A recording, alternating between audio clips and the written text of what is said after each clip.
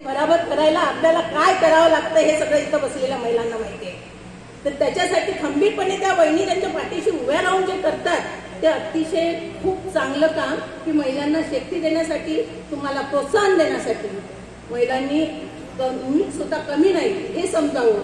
माझं जे कार्य आहे की मी चांगलं अजून पुढच्या यानं कसं करेल हे समजावं, म्हणून हे तुमच्या काय म्हणते त्याला स्फूर्तीसाठी हा कार्यक्रम खऱ्या अर्थानं विनोद भाऊ हे व्हिडिओ व्हॉलेंटियर्सच्या वतीनं आयोजित करत असतात. आपल्या इथे आपल्या ज्या काही उद्घाटक होत्या वीणाताई चिमोटे त्या बोलून गेल्या होत्या की 8 मार्चचा काय दिवस होता आणि त्याची तुम्हाला पार्श्वभूमी त्यांनी सांगितली.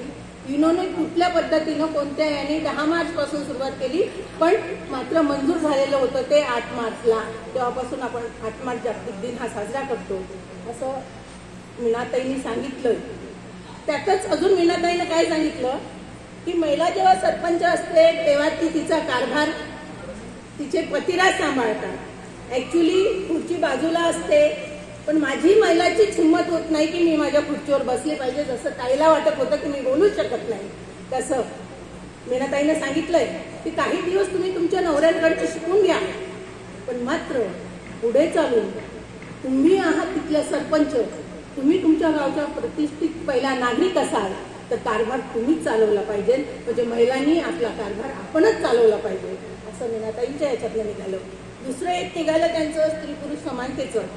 स्त्री पुरुष समानता बोलत असताना काय ह्या बोलल्यात की मुलगा काय आणि मुलगी काय. नुसतंच आपण हे करत राहिलो तर मुलीमधला भेदभाव किंवा मुलामधला भेदभाव हा तुम्ही पाळू नका.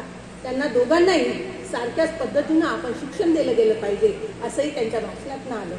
त्यानंतर मला वाटते डॉक्टर बाहेकर ताई बोलल्यात की त्या थोड्या इमोशनल झाल्या, कारण त्यांचे सासरे जाऊन मला वाटते 10 दिवस झाले नाही, उद्या 10 आहे त्यांचं. आज त्या एवढ्या याच्यातनं खरं तर 13